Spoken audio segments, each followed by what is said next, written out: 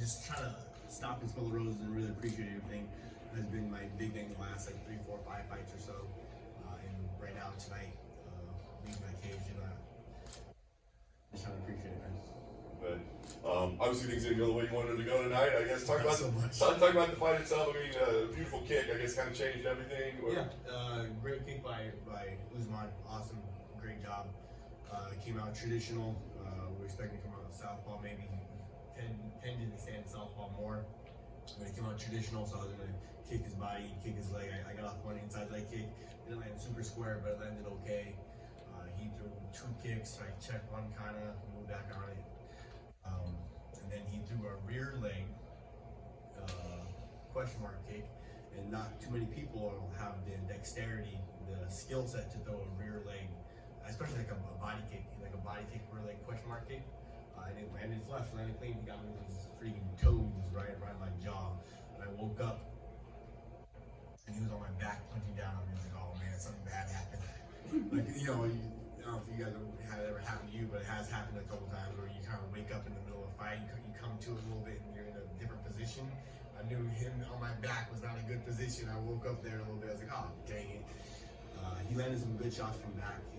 Not exactly back in the head, but he landed some good shots from the back. I was like, oh, okay, ref, look at that.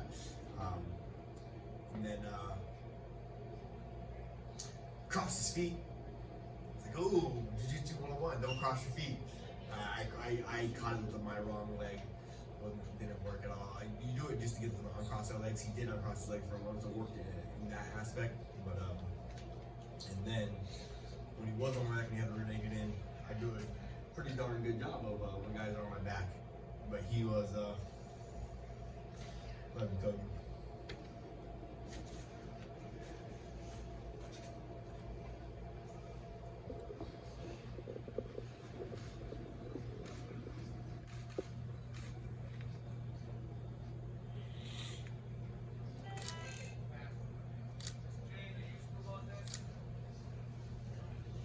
Take a minute.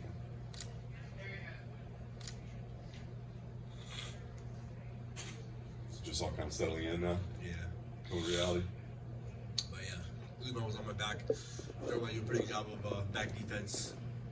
He cemented his position of his chest being on my back, and I was able to turn my shoulders to the ground.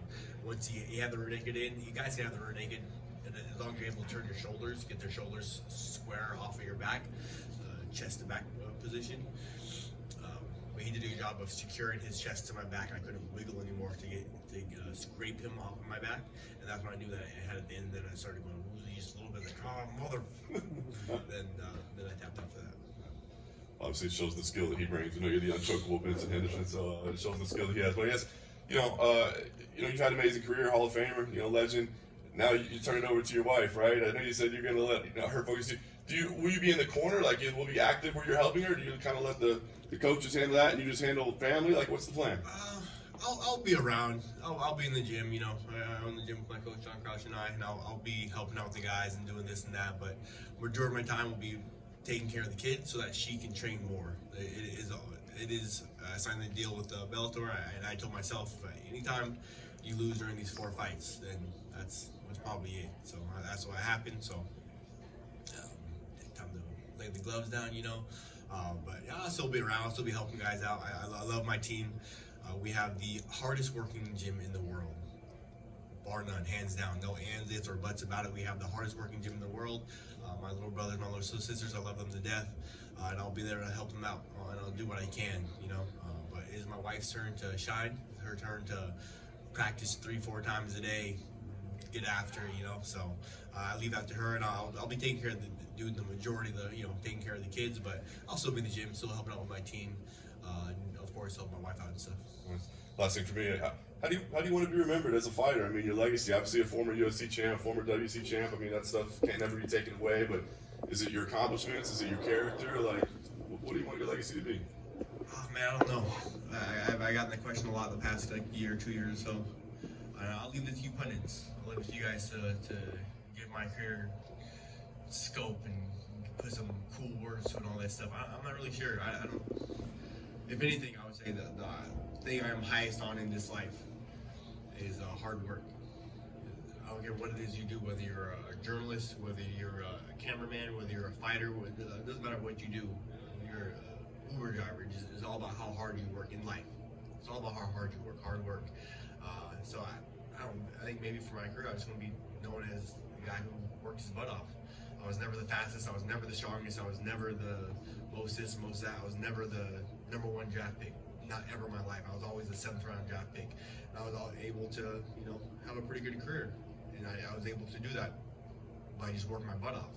I was never the top pick for anything ever. I was always the smallest, or the slowest, not very strong, a little bit flexible, I had good balance, but I was never a top pick for any of my school, high school, college, even for MMA. Like I was never a top pick, and I worked my butt off. I worked nonstop to get to where I am and to accomplish some of the things that I accomplished, and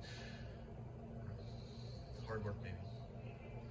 Benson, if you could go back in time and speak to yourself when you were right starting MMA, what advice would you give yourself? Oh man,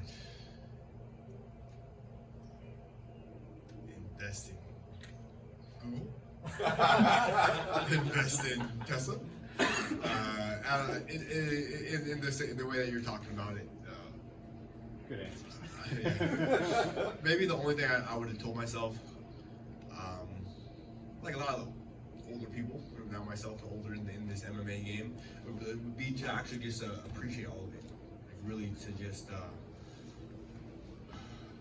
I took it for granted. Not took it for granted, but I had a pretty good career early on. I did some good, amazing things early on. I was a world champion, before the age of 24. So like, oh man, yeah, I just kind of got used to it. But I didn't really appreciate, getting flown to here, first class, going over here, doing these things, and talking to media was always such a drag, oh man, I want to talk to these guys again. Like, like I'm so much better than them or whatever. I'm like, hey. We remember. And now, like looking back, like all the, older folks will say, yeah, you gotta appreciate these things. So stop and smell the roses throughout my entire career, not just wait to the end and then, okay, now I appreciate this and that. We're learning to appreciate it from the very beginning, because those memories, man, if you just kind of gloss over them, you just forget about them.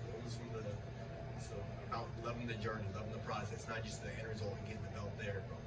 Those 2, 3 years, 4 years, like getting the belt, enjoying that process, enjoying the journey, loving what it is you do, and appreciating it. I mean, just to springboard off that a little bit, like, how clearly are your memories, like, of all your fights? Is it pretty, like... Not good at all. Not good. I haven't asked my wife; she will be happy to tell you I have a terrible memory.